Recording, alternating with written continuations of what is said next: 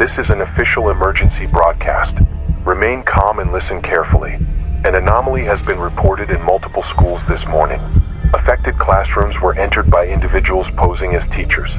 They began instruction as usual but did not take attendance. If your teacher skips roll call, do not remain in the room. Leave as quietly and quickly as possible. Do not ask questions. Do not alert them. Do not wait to be dismissed. Within minutes, these individuals begin teaching content that does not exist in any school database. Diagrams that bleed when erased, languages that hum when spoken. They stop using names. They stop blinking. They start referring to students as volunteers. In one verified incident, a student who remained in class was asked to stand inside their outline. That student has not been recovered. The chalk figure is still present and still twitching. If you are currently in a classroom and attendance has not been called, run.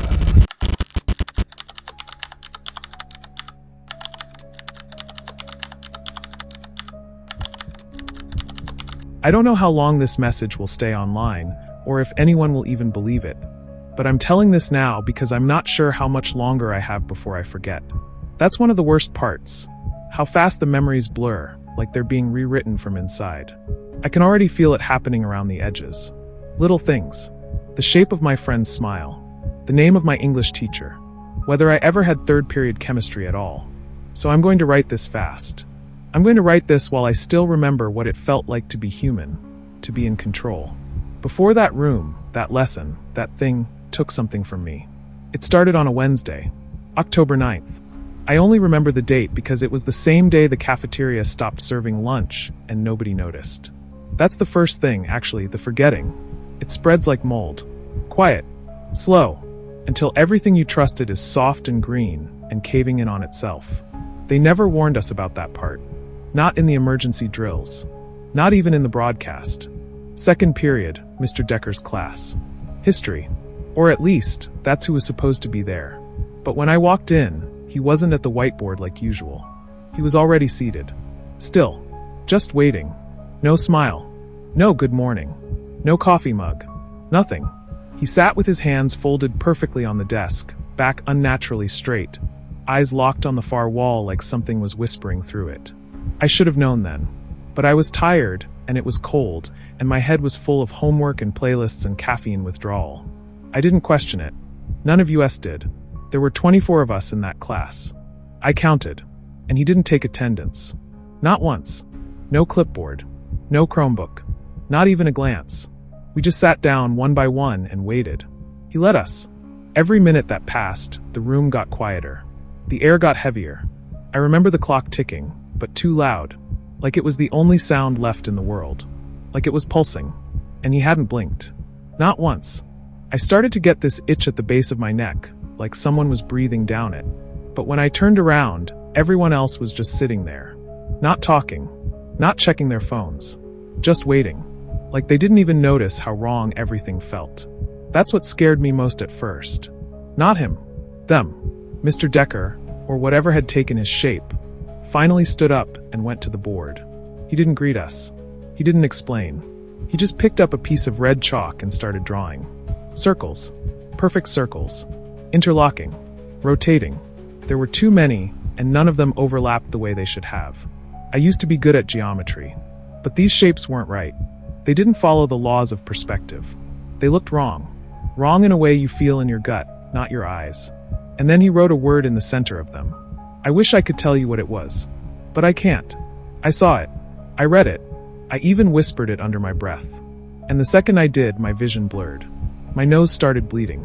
I remember holding my sleeve to my face, feeling the warmth seep through, and thinking, this isn't real. This has to be a prank. A gas leak. A nightmare. But when I looked up, he was looking at me. Eyes wide. Unblinking. And smiling. That's when I realized no one else had moved. Not a single person. 23 other students, frozen like wax figures, eyes glazed over, mouths slightly open. Some were drooling. One had tears on her cheek, but no expression. Just silence. I stood up, slowly, and he didn't stop me. Instead, he said, "We have a volunteer." And that's when the wall behind him opened. No doors. No hinges. Just the chalkboard sliding into itself like it was melting. Behind it, darkness. Not just unlit. Not shadowed. Real, solid darkness. Like the kind behind your eyes when you press hard enough. Like the kind you shouldn't walk into. And out of that dark came the smell. Wet copper. Mold. Rotting flowers. It hit me so hard I gagged. He held out a hand and gestured toward it. He wanted me to go in. I turned to leave, no plan, no thought, just instinct. But the door was already gone. Vanished. Like it had never existed. The windows, too. Where there had once been sunlight, now there was only gray, featureless fog. Not even shadows moved through it. And still, he didn't blink. I screamed. Loud, I think. I tried to shake the girl next to me, Amber something, but she was stiff as stone. Unmoving. Cold. Not dead, but paused. Like someone had hit a button on her brain and walked away. And that's when he spoke again, closer this time, though I never saw him move. They listen better without the noise. You'll hear it too, once you stand inside the outline. The chalk. The circles. The strange diagram. He meant that. I looked at the board again. But it wasn't there anymore. It was on the floor, right beneath my desk. A perfect replica of what he'd drawn. Spinning. Slowly. Pulsing red like a heartbeat. With an outline in the center. Human-shaped. My shape. He was drawing it the entire time. He was drawing me. I don't remember stepping into the outline, but I know I did. I must have. There's a gap in my memory that feels like an open wound. A moment in time where something reached inside me and twisted. 1 second I was backing away, trying to pull Amber out of her seat, trying to wake her, make her speak, cry, scream, anything. The next, I was inside that shape on the floor, and everything felt distant, muffled, like I was underwater in my own skin. I couldn't feel my legs. I couldn't feel the air. I couldn't even feel fear, not really. Just this creeping numbness that started in my fingertips and worked its way inward. My heart didn't race, it slowed. My thoughts didn't panic, they drifted weightless, like dust suspended in thick syrup. And he was watching me, nodding slowly, as if this was always how it was meant to go. As if I'd chosen it. The room changed while I stood inside that outline. The chalk beneath me began to glow, not brightly, not like light, but like embers in the dark. Red and alive and humming, faint at first, then louder, deeper, until it wasn't sound at all but pressure behind my eyes. I blinked, and the walls were no longer walls. They were paper-thin membranes, pulsing in and out like lungs. Breathing. The fog outside wasn't fog, it was flesh. It was close, pressed up against the glass that wasn't glass anymore. My classmates were still there, but they weren't frozen. They were twitching now, each of them trembling ever so slightly, heads tilting in unison, necks bending at angles that made no sense. Amber's eyes rolled upward until only the whites were visible, and her jaw opened wider than it should have, as if her bones had been softened, reconfigured. The humming changed pitch. Not louder, just lower, deeper, and with it came a voice. Not Mr. Decker's, but something that used him like a mouthpiece. It came from behind me, inside me, around me. It said words that didn't belong to any language I knew, but I understood them just the same. Not with my ears. With something deeper, something instinctive and wrong. I understood because part of me had always known. Part of me had always been waiting for this message. You were shaped for this. You fit the outline. You are the outline. I wanted to run. I screamed in my mind, thrashed in my body, begged every nerve to move, but nothing responded. I was a passenger. My limbs remained still. My eyes stared straight ahead. The classroom was no longer a room but a chamber, organic, pulsating, alive. The desks had melted into the floor, or grown from it. The walls breathed. The lights were gone. Only the glow of the outline and the twitching students remained. And then something began to push through the black space where the chalkboard used to be. It didn't enter. It emerged, like it had always been there, just hiding beneath a skin of darkness. It was tall, not impossibly so, but wrong in its posture. It didn't walk, it unfolded. Like a person mimicking human movement after watching a video of it too many times. Each step was a jolt, a reset, a stutter of reality.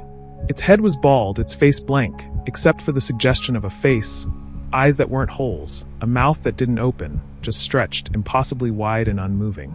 Its skin was pale and thin like stretched wax paper, tight over something else. Something twitching beneath it. It didn't speak, but I felt it. In my teeth, in my spine, in the blood behind my eyes. The room filled with that sound, the low, resonant hum. But now it was layered, like 1,000 voices buried in the soil of the earth, moaning in unison. And all around me, the students began to stand. Every single one. in perfect sync.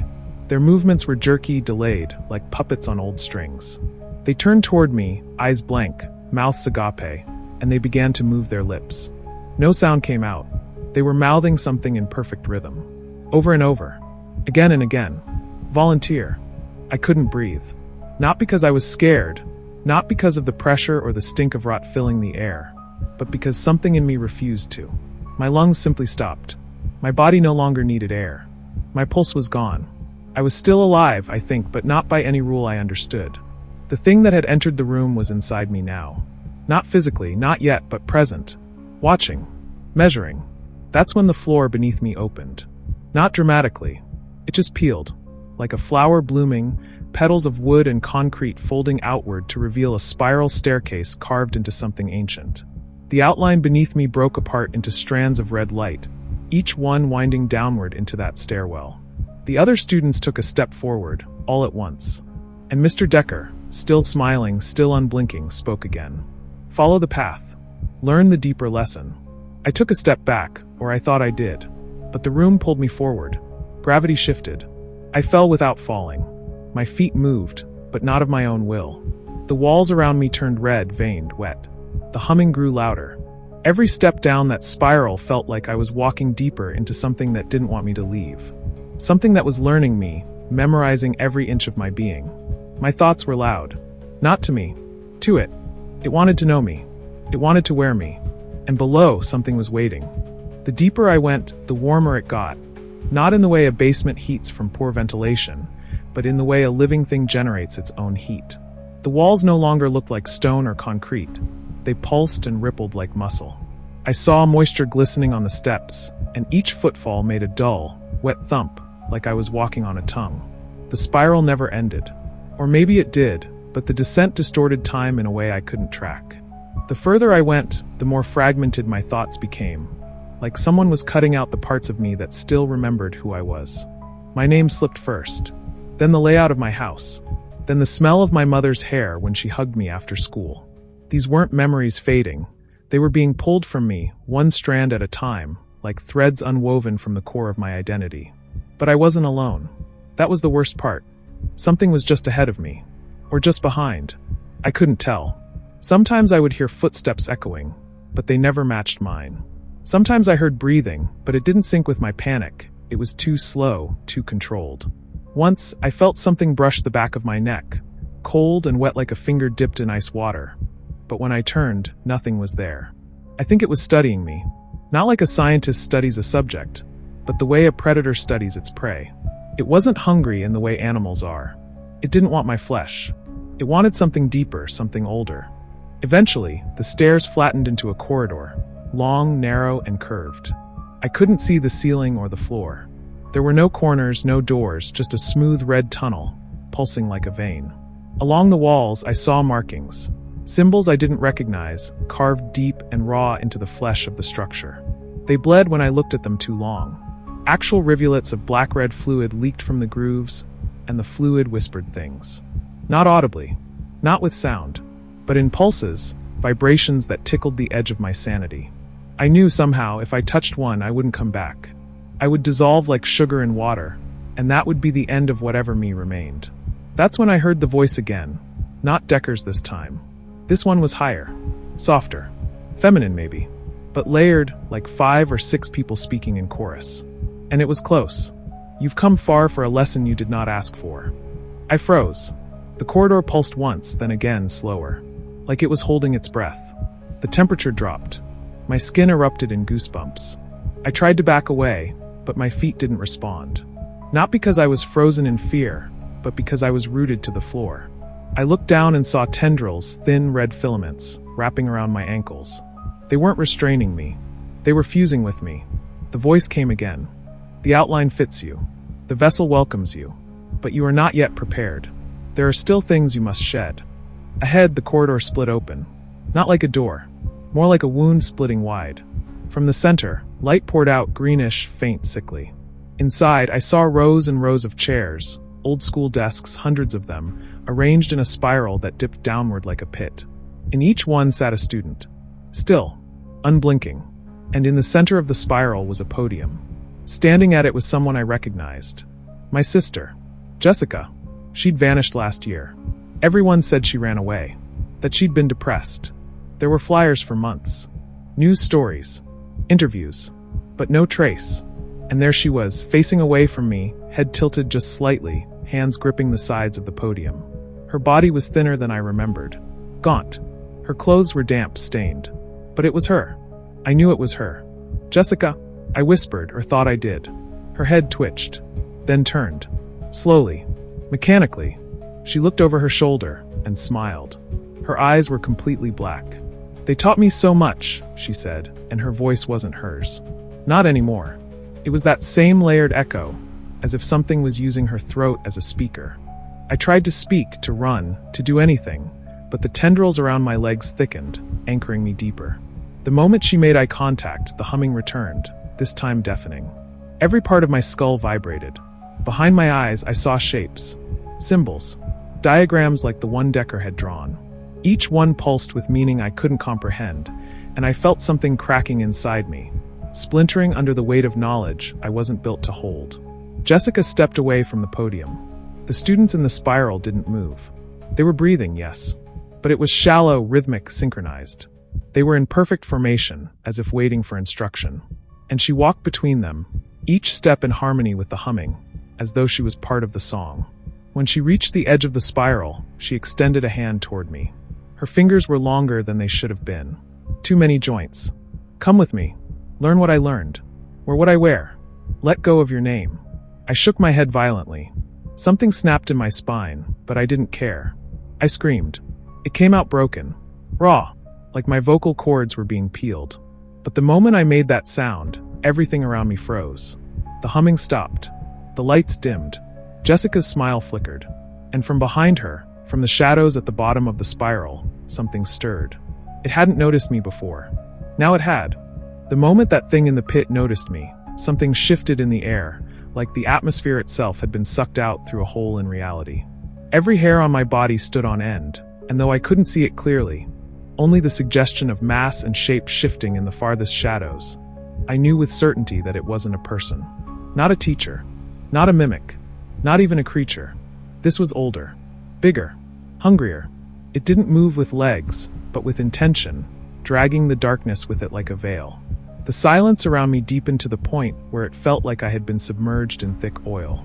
No sound. No breath.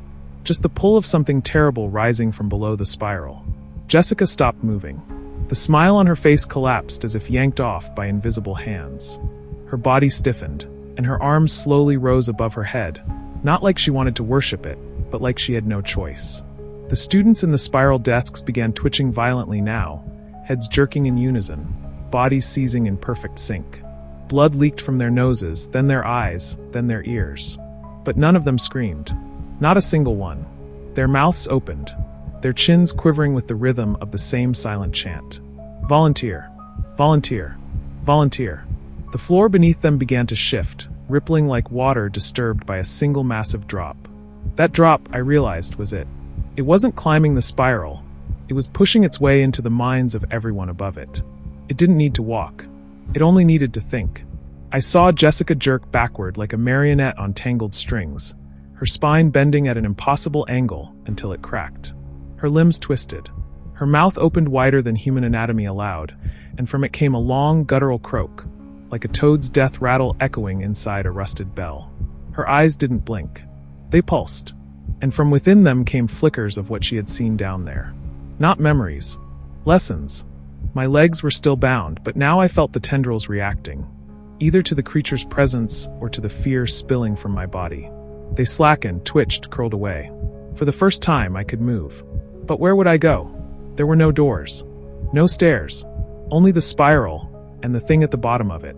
Still, I turned and bolted in the opposite direction, pushing through the membrane-like corridor wall that had brought me here, hoping, praying, that there was still something human left in me that could escape. Behind me, I heard the humming again, but now it was screaming.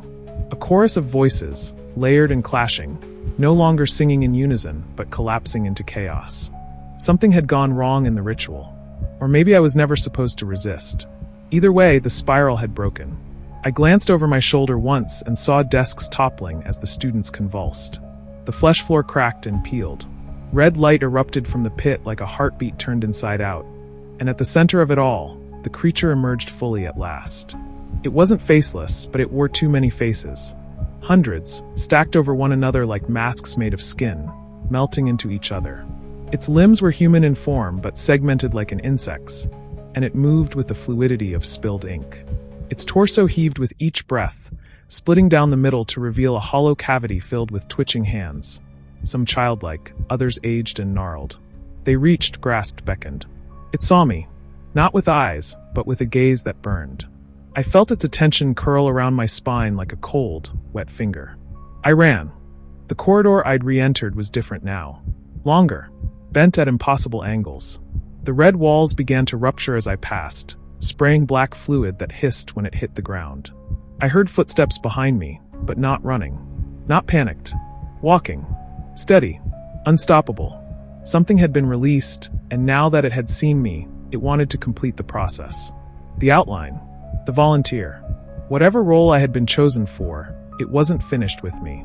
I stumbled through another membrane wall, this one more decayed than the others, and found myself in a narrow tunnel of stone. Real stone. Cracked bricks, rusted pipes, moisture dripping from above. For a second, just a second, I thought I had made it out. This felt man-made. Earthly. Tangible. But then I saw what was written on the walls. Not graffiti. Not warnings. Names. Hundreds of names. Carved deep. Repeated. Over and over. Amber. Jessica. Lucas. Aiden. Dylan. Amber. Amber. Amber.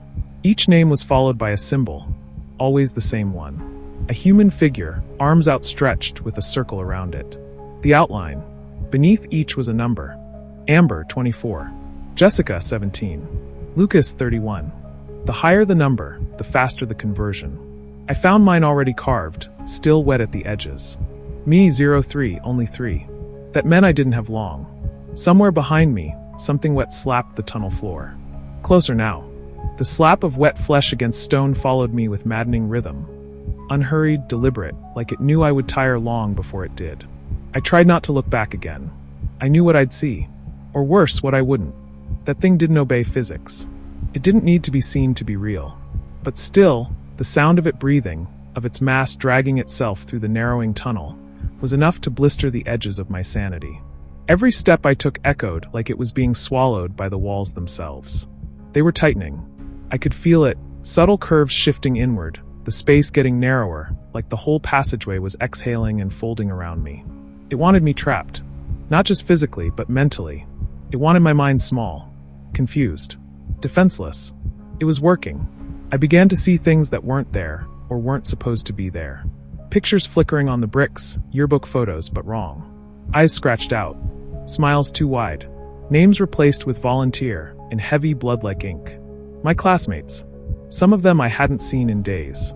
Others I had seen this morning, laughing at lunch, walking in the halls. But now, their photos bled down the walls as I passed. Their faces twitched in the stone like things trying to climb out. One of them mouthed my name. No sound, just the movement of lips, slow and begging. The air grew hot, damp. I couldn't tell if I was sweating or if the tunnel was breathing on me. The lights, if they could even be called that, began to strobe faintly from within the bricks, like veins lighting up beneath skin. The stones throbbed, pulsed, and I started hearing voices layered into the sounds of my footsteps. Not outside, inside my head. Familiar voices. My mother calling me for dinner. My sister, back before she vanished, telling me to hurry up or we'd be late. My own voice, repeating things I never remembered saying. I fit the outline. I fit the outline. I fit the outline. No, I hadn't said that. I'd never say that. But the thought was in my head like a splinter under the skin. Something that didn't belong but had become part of me all the same. The tunnel finally opened into a small chamber. Round, damp, covered in mirrors. Every wall was a mirror, old and cracked, the glass fogged in patches, but not enough to stop me from seeing. There were dozens of me, but none of them were moving like I was. Some twitched, others swayed. One was still, but its mouth hung open and its eyes blinked out of sync. My own reflection raised its hand before I did. Its mouth moved before mine. I screamed, but the one in the mirror just smiled. One by one, the reflections began to move independently. Not in mimicry, but in rebellion. They turned to look at me, all of them at once. Hundreds of eyes. All mine, but darker, glossier, like they had been replaced with black beads. I stumbled back, but there was no way out. No visible exit. Only the chamber. Only the mirrors. The tendrils came again then. Not from the walls, but from my own reflection. Dozens of them, shadowy whip-like ropes, burst from the feet of the mirrored versions of me. They lunged for the center of the room where I stood, wrapping around my limbs, my throat, pulling tight like the grip of memory itself. I fell to my knees as one reflection stepped forward, cracked glass bleeding across its face. Its smile bent, crooked and wide, reaching nearly to its ears. "You are not the first to resist," it said, in my voice but deeper. "You are not the first to crawl." I couldn't breathe. The tendrils weren't just pulling my body, they were siphoning something deeper. Memory. Identity. I felt the names of my parents slipping away, replaced by static. I felt my earliest memory, ice cream on the beach, my father lifting me onto his shoulders, shatter like a window, replaced by images that weren't mine. A red circle drawn in chalk. A room filled with volunteers, their eyes missing. A podium with a teacher who never stopped smiling. The spiral. I clawed at the floor, which was now soft and warm and thudding with a pulse. I reached for something, anything, that could give me leverage, give me a weapon, give me time. My fingers touched something cold and sharp. Not a rock. Not metal. Glass. A broken shard from one of the mirrors. I didn't think. I just swung. The mirror didn't shatter. It screamed. The reflections recoiled. The tendrils loosened. The voices in my head howled in dissonant pain. And for the first time since this nightmare began, I saw something react with fear. The reflection holding me blinked, just once. And in that split second of hesitation, I hurled the shard into the largest pane and dove after it. The mirror broke like it had always been waiting to. Not into shards, but into smoke, thick, choking black smoke that poured out and swallowed me whole. I didn't land on glass. I didn't land at all. I fell again. Down, down, down, spinning through what felt like a vein collapsing in on itself. And then I hit tile. School tile. White. Dirty. Real. The hallway was empty. Silent. Fluorescent lights buzzed overhead. Lockers lined the walls. Banners for football games hung crooked from the ceiling. For one fragile, breathless moment, I thought I was back. But then I heard the loudspeaker crackle. The intercom clicked on with that same hollow hum I'd heard 1,000 times during morning announcements. But this time there was no school bell, no cheerful "Good morning, Riverwood High." Just static at first. Then a voice, low, male, warped by something mechanical, crawled through the speakers like a whisper forced through a broken fan. I couldn't recognize who it used to be. Maybe the principal. Maybe someone pretending to be him. But the words stuck to the walls like wet paper. "Students currently in transit. Please return to your designated outlines. Lesson 4 begins shortly." The intercom clicked off, and the silence that followed felt heavier than before. The halls looked right, but they weren't. Everything was too still. Lockers too clean. Posters for clubs I didn't remember joining. A bulletin board titled Volunteers of the Month, filled with photos that shifted when I tried to focus. Smiles changing. Faces rotating. I stood, trembling, barely able to feel my legs. My throat was raw, my skin slick with sweat or something colder.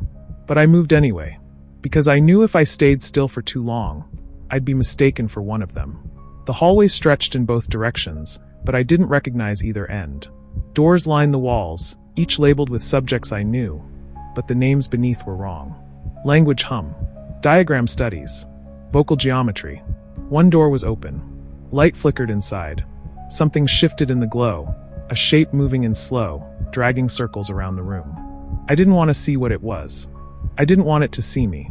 So I kept walking, each step echoing far too loudly, like my existence was announcing itself with every movement. That's when I heard it. Behind me. Footsteps. Soft. Barefoot. Slow. Measured. I didn't turn around. I didn't need to. My body already knew it was Jessica. But not the sister I remembered. Not the one who laughed at her own jokes and snuck food out of the fridge when Mom wasn't looking. This version walked with purpose. With weight. She wasn't following me, she was hurting me. Guiding me toward wherever this version of the school wanted me to go. I turned the corner and saw room 209, my old English classroom. The door was open, the lights off, and something about the darkness inside bent the hallway around it like a gravity well. The other classroom doors disappeared. The ceiling felt lower. The floor slanted toward that room, like the school itself was trying to slide me into it. I stopped walking. Jessica's footsteps stopped too. A pause, then a whisper. "You still belong to the lesson." I turned slowly. She was standing just down the hall, maybe 10 feet away, but the space between us felt infinite. Her skin was pale, her eyes solid black, and her hair hung in wet strands like she'd just crawled out of a well. She wore her favorite hoodie, the one she'd lived in for 2 straight winters, but it was soaked with something darker than water. Her mouth hung half open, twitching, her jaw vibrating like something was trying to use it as a speaker. When she blinked, which she shouldn't have been able to do, I almost cried, because it reminded me for a fraction of a second that she had once been human. But then her head tilted, her neck popped, and she said something that ruined me. "Mom's outline is ready too. She fits better than we thought." I don't remember screaming, but I must have. I turned and ran down the opposite hallway, and the school stretched with me. Doors melted. Walls warped. The floor pulsed beneath my feet. I was inside something living again. Or maybe I'd never left. Maybe the normal hallway had been just another layer of skin in this thing's endless body, and I'd been running in place the whole time. But something inside me broke then. Whatever fragile hope I had left, the last piece of denial shattered beneath Jessica's words. They had my mom. They weren't just replacing teachers. They were replacing families. Class by class. House by house. I found the stairwell and bolted up 3 flights without thinking. I didn't know where I was going. I just needed to be anywhere else. But when I reached the top floor and threw open the door, what greeted me wasn't a hallway or a classroom. It was a gymnasium. Ours maybe. But it had been gutted. The bleachers were gone. The bleachers were gone. The basketball hoops were gone. The scoreboard, the exit signs, even the American flag that used to hang limp above the south wall. They were all gone. What remained was a vast, echoing space drenched in pale green light, cast from a ceiling that no longer looked like a ceiling at all, but instead rippled and pulsed like the underside of a jellyfish. The floor had been stripped to bare concrete, stained with concentric red rings, and in the center was a massive circle of desks. Hundreds of them, facing inward toward a raised platform that looked far too much like a surgical table to belong in a school. And surrounding all of it were students. Not moving, not breathing, just sitting, waiting, their eyes open, their mouths parted, their heads slightly tilted like mannequins that had been left in place too long and started to sag under the weight of time. I didn't know where to go. The stairwell door behind me had sealed itself the second I crossed the threshold. No sound, no click. Just a quiet pressure change that told me I was trapped. And then, from one corner of the gym, the air shimmered. It didn't open like a curtain or a doorway. It just rippled, and from it stepped something that had been wearing a teacher's skin. I recognized the shape first, Mr. Decker. Same body, same posture. But now his face was sagging, like melted wax. His eyes had no whites, just pale yellow film over bottomless black. His hands flexed as he walked, each finger twitching independently like centipede legs. Behind him came 2 more. One was wearing the body of our gym coach, Mr. Bailey. The other was something I didn't recognize at all, tall, too thin, its joints bending the wrong direction like the limbs had been broken and reassembled by someone who didn't know what bones were for. They walked slowly toward the platform, and as they passed the students in the desks, the seated figures began to hum. It was faint at first, but it grew, not louder, but closer, like the sound was inside my teeth. The 3 figures reached the platform, and Decker turned to face the desk circle. His jaw opened wider than I thought possible, dislocating with a wet pop, and from it spilled a sound that made me collapse to my knees. It wasn't a word. It was a command. I felt it in my spine, in the marrow of my bones. The students all stood in unison. They turned toward me. They didn't blink. They didn't breathe. They didn't speak. But they moved. Perfectly. In sync. Like gears in a clock too large for any man to build. And I realized then, this wasn't a gathering. It was a lesson. And I was the subject. The students began to chant, no language I recognized, but I understood it all the same. Their mouths moved in perfect formation, their voices layered like a choir underwater. The figures on the platform reached beneath the table and pulled something up, a chalkboard. Just like in Decker's class. Only this one was carved from bone. fresh. Its surface was not slate but stretched skin, veined and twitching, and into it they began to draw. Not with chalk, but with their fingers, slicing symbols into the fleshboard that bled and healed as they carved. I crawled backward. No exit. The walls had sealed. The ceiling sagged lower now, as if watching. As if it had eyes. I reached the edge of the gym and pressed my hands to the wall, but it pulsed against my palms like a heartbeat, warm and moist. I turned, trying not to look at the board, trying not to meet the gaze of the students who still marched in silent circles. But then Decker spoke again, only this time not in command, but in invitation. "We begin with your name." The wall behind the platform peeled open, and my mother stepped through. She was barefoot. Her clothes were soaked, her eyes hollow, and her hands trembled in front of her chest like she was carrying something too fragile to drop. I couldn't move. My legs refused. My voice cracked into dust. She walked to the table and lay her hands flat on its surface. The students began to circle tighter. Decker stepped behind her. The chalkboard symbols glowed. My mother whispered one thing. "I'm so sorry, baby." And Decker raised a knife. Word count, 1000. The knife wasn't a knife in any way the word should apply. It wasn't metal. It wasn't sharp. It wasn't even solid.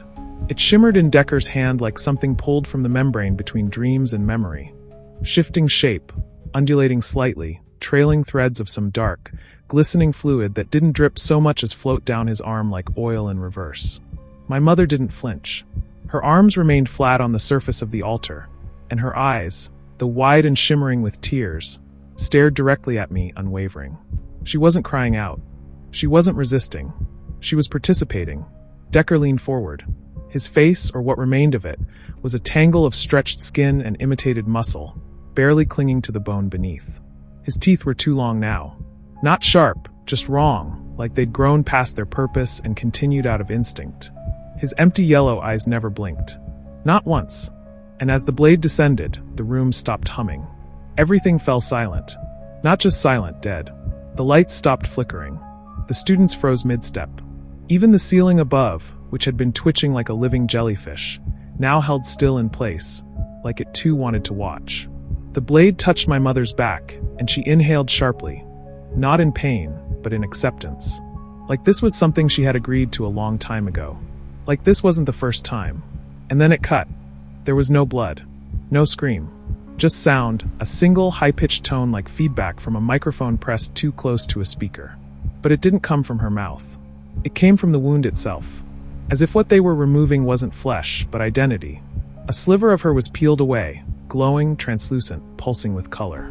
I could see memories inside it. Christmas mornings. Birthday candles. Me on her shoulders at the fair. Her hugging Jessica the day she started school.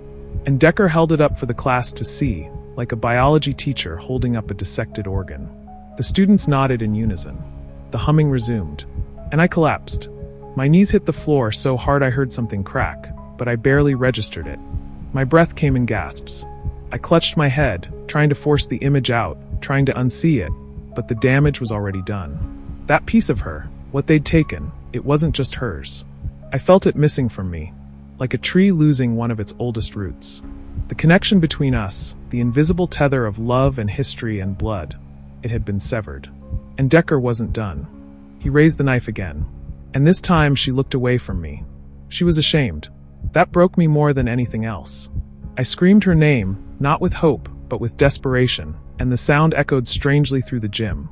Once, twice, a dozen times, overlapping itself, distorting, until it became a chorus of my own voice shouting back at me. And from somewhere deep within the ceiling, no, above it, beyond it, something responded. Not with words, not with images, but with pressure. The walls bowed outward. The students faltered mid-step. The light dimmed. Whatever this place was, it feared something else. The knife stopped. Decker turned his head slowly toward the ceiling. The membrane above bulged, as if something massive had slammed against it from the other side. The students began convulsing, their mouths opening wide, shrieking now, not in pain but in panic. It was the first time I'd seen them afraid. And something in that terrified me more than the lesson itself. Because it meant there were layers to this thing. Levels of them. And something higher on the food chain had taken notice. A siren blared. Not from the school. Not a fire drill. Not anything human. It came from beneath, and the gym split. The floor cracked outward in a massive circle, like a lid being removed from a jar, and from below erupted a column of liquid shadow, rising fast, impossibly tall, filled with shapes I couldn't describe and eyes I couldn't count. The students were pulled into it immediately, sucked up like paper in a whirlwind. Decker screamed, not with words, but with static, his voice tearing open into layers of sound that bled out of every speaker in the building. My mother was yanked from the table, limbs flailing, reaching toward me now, finally, too late, her mouth forming words I couldn't hear. And then she was gone. They were all gone. The thing from the spiral. The students. The teachers. Even the room. All swallowed into the black column, which collapsed back into the ground with a sickening slurp, leaving behind only silence. Only me. The gym was empty now. Completely, impossibly empty. Not just devoid of people, but of evidence, as though none of what I'd seen had ever happened. No blood. No desks. No chalkboard. The altar was gone, the walls were smooth, the lights above steady and fluorescent, and the scoreboard now flickered to life, showing a tied game between schools I didn't recognize. I stood in the center of it all, legs trembling, shoes wet from whatever had been pulled back into the earth, my skin sticky with the residue of something ancient and incomprehensible. I waited for something else to happen, for a hand to reach from the ceiling, for Decker's silhouette to reform in the far corner, for my mother to reappear and say it was all some shared dream. But nothing came. The door creaked open behind me. Just a normal door now. Hinge's knob would normal. And beyond it daylight. Real daylight. Orange-tinted, early evening. Slanting through a line of trees I recognized behind the school's back field. For a long moment, I didn't move. Part of me expected it to be a trick. Another false layer meant to lure me into the next nightmare, the next stage of the lesson. But the silence was no longer thick with pressure. The air no longer buzzed against my skin. The whispering in my ears had stopped. Even the ever-present humming had ceased. Cautiously, I stepped forward. The door remained open. The outside didn't shimmer or flicker. No flesh under the grass. No fog pressed up against the windows. I walked through it slowly, every muscle in my body coiled tight in anticipation, waiting for the catch. But it didn't come. I stepped out into the open, and the wind hit my face for the first time in what felt like days. Not recycled air, not the warm breath of a living building, but wind. Honest, cold wind. I collapsed to my knees in the grass and sobbed. I don't know how long I stayed there, curled up beneath the shadow of the gymnasium. I remember the way the light shifted across the sky. I remember hearing birds. Actual birds. And cars in the distance. The sounds of the world. The normal world. I wanted to run toward them. I wanted to scream and wave and beg someone to see me, to get me out, to make sense of what I'd just survived. But some part of me, something deep in my chest, told me not to move. Because I wasn't alone. I heard it before I saw it. The whisper. Not loud. Not layered. Not the overwhelming mind-shattering sound from the spiral. This was soft. Intimate. Coming from just over my shoulder. Did you learn? I turned too quickly, scraping my hand in the dirt, but there was no one there. Only the wall of the school. Plain brick. Windows dark. Motionless. But the voice hadn't been imagined. I know that much. It wasn't a hallucination. It was a question. And somewhere, somehow, I knew the answer. No, I hadn't learned. Not all of it. And that meant it wasn't over. That night, I went home. Or I tried to. When I reached my street, everything looked the same. The houses were all in the right places. The porch lights were on. The sprinklers ticked across lawns just like they had every summer. But when I got to my front door, the light above it wasn't yellow. It was red. Not ominous. Not even particularly bright. But different. And I knew what it meant. My outline was waiting. Inside, my house was too quiet. Not in the comforting, end-of-day way. But in the dead air, swallowed sound, wrong acoustics kind of way. The floor didn't creak in the same places. The fridge didn't hum. The kitchen smelled like bleach, but only faintly, like something had been wiped clean. And the photo of our family by the stairs. We were all smiling. But I wasn't in it. I checked every frame. Me and Jessica at the lake, gone. Just Jessica. Christmas morning in our pajamas. 2 people, not 3. The one with my mom at the graduation party, only her, holding a balloon that read "Good job," toward an empty background. I backed up and knocked the frame off the wall by accident. The glass cracked. The photograph didn't. It just twitched. And behind it was a single word, carved into the wall with something sharp. Volunteer. I stood there for what felt like hours, staring at that word carved behind the frame, feeling the last threads of my reality unravel. It hadn't been scratched in rage or desperation. It was precise, clean, each letter symmetrical, spaced evenly like a label, like a diagnosis. My hands were trembling, but not from fear anymore. I think some part of me had begun to accept that fear wasn't useful in this world. Not when the walls of your home whispered to each other in syllables you couldn't understand, or when your reflection in the hallway mirror tilted its head in the wrong direction and smiled a half second before you did. I wasn't sure I was awake anymore, or if I'd ever woken up from that desk in Decker's class, or if maybe this was the shape of reality now, like the dream had grown large enough to eat everything else. I moved carefully through the house, checking each room, not really expecting to find anyone, but needing to go through the motions like a ritual. My mother's room was empty. Her bed was made perfectly. Too perfectly. The covers tucked tight, the pillows symmetrical, no crease out of place. The kind of bed you make when no one ever plans to sleep in it again. There was a faint humming coming from her closet, but I didn't open it. I couldn't. My sister's door was cracked, and through the gap, I saw her sitting at the edge of the bed, back to me motionless. The same hoodie, the same hair, the same posture she used to have when we were younger, listening to music with her earbuds in and pretending the world couldn't touch her. Except this time, I could hear no music. Just the same low resonance I'd heard in the spiral. When I called her name, she didn't turn. Her head twitched slightly, a jerk like a puppet having its strings tested, and I left the doorway before she could finish turning around. The kitchen was exactly how we'd left it the day before everything went wrong. Plates in the sink, a half-finished cup of coffee on the counter, the calendar still on last month. Except the dates had changed. Instead of numbers, the boxes were filled with words outline. Lesson. Spiral. Lesson. Lesson. Lesson dot. Repeating again and again, bleeding over into the margins. The ink shimmered. It looked fresh, even though it hadn't been written by any pen I recognized.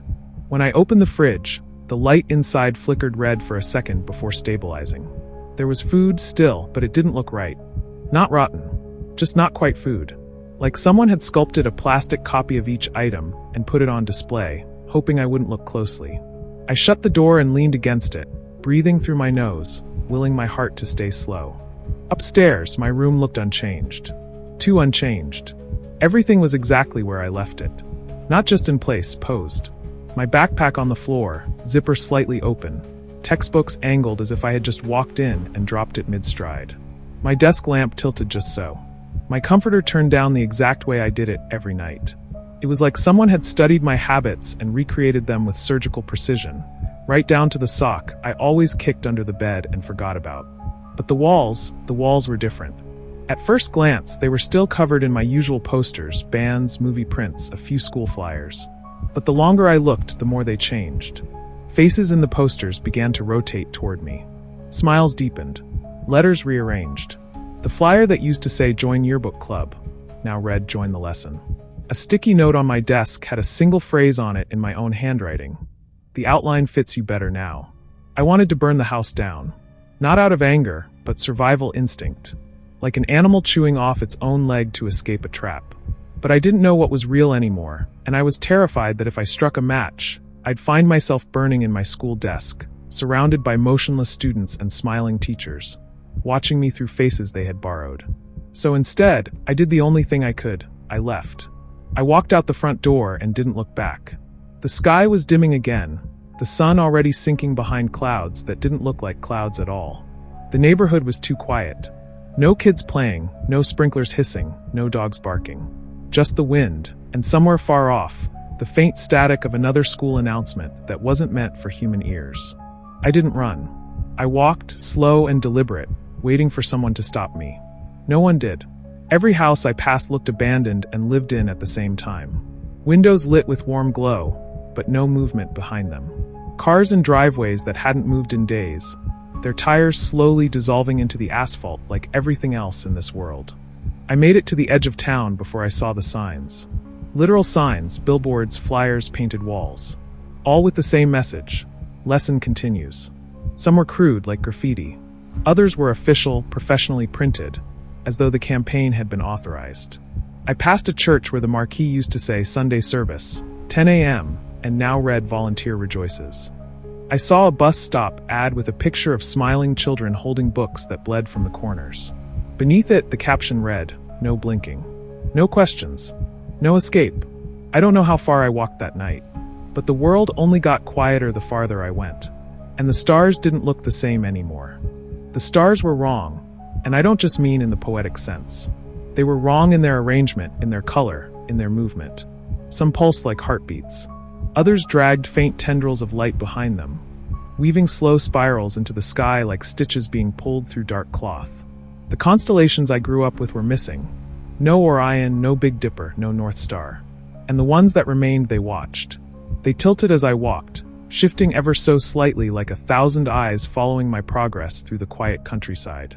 At first, I thought I was hallucinating, that whatever trauma I'd endured had finally shattered the barrier between my senses and the truth beneath them.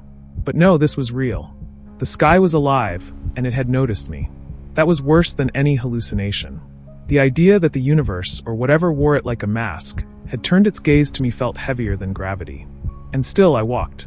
There was nowhere to go, but I couldn't go back.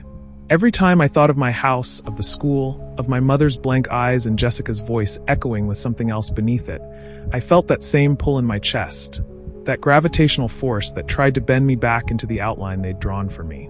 And I was terrified that if I ever let myself stop moving, the shape would catch up and settle back over my body like skin returning to bone. So I stayed on my feet. My legs ached. My vision blurred. The world around me warped like heat rising off pavement, but I refused to rest. At some point near dawn, I reached a rest stop on the side of the highway. It was the only place I'd seen with light, fluorescent bulbs flickering weakly above a line of vending machines and a locked bathroom door. There was a bench, a payphone, a trash can. I sat down for the first time in what felt like days, my knees cracking beneath me, my body begging for stillness. The second I stopped moving, the silence around me thickened. Not the comforting silence of early morning, but the intentional silence of something holding its breath. I scanned the horizon. No cars, no birds, no insects, just that flickering overhead light and the whisper of wind that carried a strange scent I couldn't place, something metallic like rusted coins and old paper. I walked to the payphone and picked it up without thinking. I didn't know who I would call. I didn't even know if I remembered anyone's number. But the moment the receiver touched my ear, there was a sound, faint, rhythmic, steady. Breathing. Not static, not a dial tone. Just long, slow breaths. In, out, in, out. It sounded like someone asleep, or pretending to be. I almost hung up, but then a voice came through, so suddenly and so close I dropped the phone onto the pavement. It didn't speak in language. It spoke in rhythm. One long tone. Two short. A pause. 3 taps. One long again. I realized, with dawning horror, that it was mimicking Morse code, but not sending a message, asking for one. It wanted to know if I was ready. I left the phone swinging from its cord and walked back to the bench. That was when I noticed the vending machines. They were stocked, sure, but not with anything I recognized. No chips. No candy. No soda. Just rows and rows of strange white packages labeled lesson materials in stark black font. No prices. No branding. Just that phrase over and over. I pressed the glass, and one of the packages twitched. Not shifted. Twitched. Like it had muscles beneath the wrapper. I stepped back quickly. The light above me flickered once. Twice. Then the door to the bathroom creaked open. No one came out. Just steam. And a shadow, long and narrow, cast across the concrete, stretching too far for how little light there was. I couldn't move. I wanted to run, but my body had begun to betray me, muscles locking, vision tightening. The air shifted. Something inside the bathroom exhaled. I turned to run, and someone grabbed my wrist. Not hard, not violent, just a hand. Human. Cold. It was a girl, my age, maybe a little older. Her eyes were bloodshot. Her face pale. But she was real. Solid. Breathing. "They don't like when you touch the machines," she whispered. Her voice cracked like it hadn't been used in weeks. "They think you're asking for a test." I stared at her, dumbfounded. I tried to speak, but my mouth was dry and useless. She nodded, gently pulling me away from the machines and toward the woods behind the rest stop. If you don't want to be part of the next lesson, you come with me now, she said, already walking. You're not the only one who got out. And I followed her because in that moment, it was the first thing that felt like choice in days. We didn't speak as we moved through the woods behind the rest stop, and I was grateful for the silence. Not because I didn't have questions. I had 1,000 of them, boiling and clawing their way to the surface. But because I didn't want to hear what her answers would sound like. I could feel them already, the way one feels a sickness before the fever breaks. The girl walked ahead of me, barefoot, her pace steady and confident even as the ground turned damp and uneven. Her name, when she finally gave it, was Mara, and her voice was paper-thin, like something that had been kept folded too long and would crumble if touched too hard. She didn't look back as she spoke. There are more of us, she said. Not many. Most don't make it past the second outline.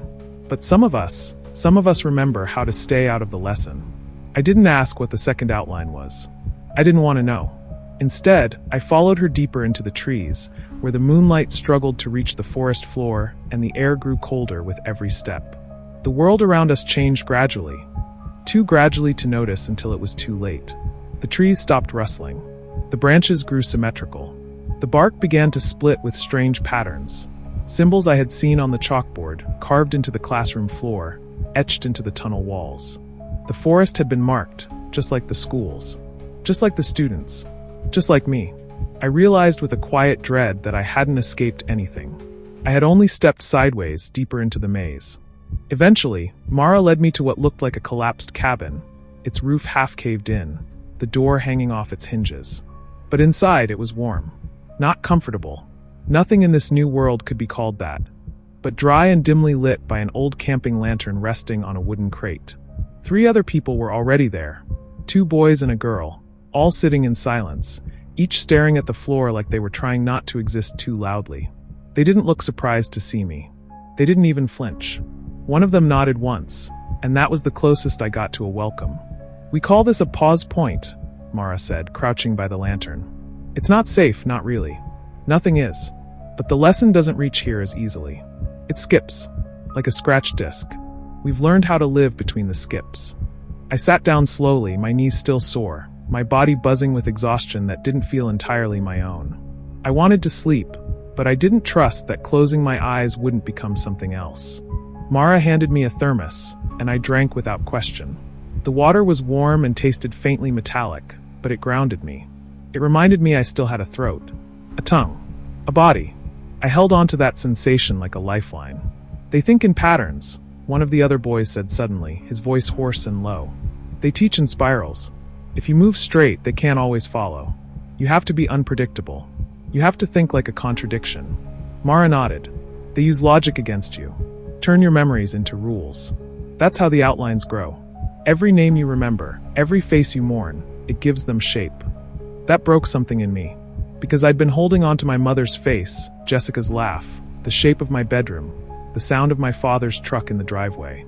Those were my anchors, my proof of self. But here, they were kindling, fuel for the lesson. I curled in on myself, biting back tears, trying not to remember anything, trying to erase myself from the inside out before they could finish the job. Mara saw it happening and placed a hand on my arm. Don't forget everything, she whispered. Just the things they can use. Keep something small, something broken. They don't know how to learn what's imperfect. I don't know how long we sat there. Time didn't move normally anymore.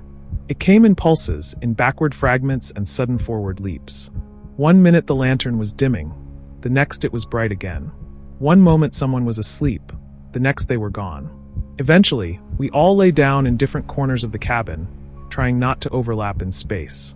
That was another rule, never share a shadow. I didn't ask why. I didn't need to. That night, or whatever passed for night in a world that had forgotten what stars were supposed to look like, I dreamt of desks. Endless desks, stretching in every direction. And each one had a chalk outline drawn around it. And every outline was mine. I woke with the taste of chalk in my mouth and the memory of screaming, though I don't know if the scream had come from me or if it had been echoing in the corners of the cabin long before I arrived. The others were gone. No note. No trail. The lantern had gone out, but the room wasn't dark. A pale light leaked through the cracks in the walls, not sunlight but something thinner and colder, the color of spoiled milk and hospital linoleum. I sat up slowly, limbs aching, teeth buzzing with the aftershock of a nightmare I couldn't fully remember. I knew only this. I had been counted again. Somewhere in the spiral, my name had been spoken, and the lesson had resumed. Outside the cabin, the woods were no longer woods. The trees were taller, too smooth, too symmetrical, reaching upward like needles sewing the sky shut. Their leaves had been replaced with paper tags, each one fluttering gently, covered in handwriting I almost recognized. Not quite mine, not quite anyone's. Phrases like stand in the outline. Raise your hand when spoken to. Lessons continue even after the bell. Do not resist correction. I walked beneath them in silence, afraid to touch them, afraid they might stick to my skin or whisper rules I'd be forced to obey. The path ahead had no footprints, but it bent as I walked, shifting ever so slightly to remain beneath my feet, as though the forest wanted to escort me somewhere. It wasn't long before I heard the bell. Not the cheerful chime of a school day ending. This was low, guttural, like something struck from the inside of a ribcage. It came once, then again, and with each toll, the air grew heavier, more structured. I felt it settling around me like the shape of a hallway, invisible but absolute. I knew then that I had never left the school, that everything, my house, the woods, the rest stop, had been constructs built within it. Hallways folded into parks, classrooms built from memories. The spiral was not underground. It was everywhere. I reached the clearing at the edge of the forest, where desks waited in rows, sun-bleached and cracked, placed directly in the dirt. No students, just the chairs, all facing forward toward a chalkboard mounted to nothing. Standing before it, back turned to me, was Jessica, still in the hoodie, still barefoot, but she wasn't twitching now. She stood perfectly still, her hand raised to write. When I stepped into the clearing, she turned. Her face was her own this time. No hollow eyes, no too wide smile, just tired, pale, sunken features. "You're late," she said softly. I didn't answer. She pointed to a desk in the front row. There was an outline waiting for me. I didn't want to sit. I didn't want to go back. But my legs moved anyway. The air itself pushed me forward, like a current in deep water, impossible to resist. I sat down.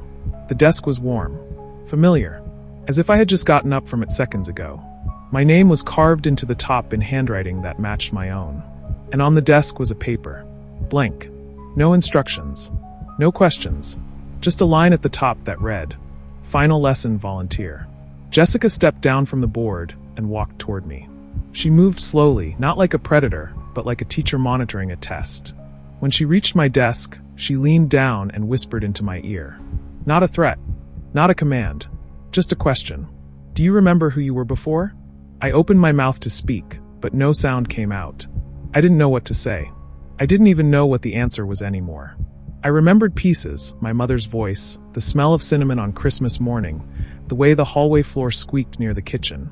But those weren't enough. They were fragments, and fragments weren't safe here. Fragments were dangerous. Fragments got filed. And still, I felt something move in my throat, something old and broken, pushing upward like bile. "I remember," I said. She nodded, and she smiled, and then she blinked. Just once. A single human blink. Behind her, the chalkboard cracked. The desk shifted. The air began to hum. Not the lesson hum, but something else. Something opposite. Something wild and unpredictable, like static being played backward. Jessica stepped away from me and raised her hands, and the paper on my desk ignited. No heat, no flame, just a slow dissolving, like everything that had ever been written on it. Even the memory of words was being erased. "You made it to the end of the lesson," she said. "But not everyone does." The clearing darkened. The trees turned inward. The outlines vanished. I stood up. No bells. No applause. Just the quiet certainty that I had survived. For now, because the lesson never really ends. It just waits for the next volunteer. And sometimes, you don't know you've raised your hand until it's already too late.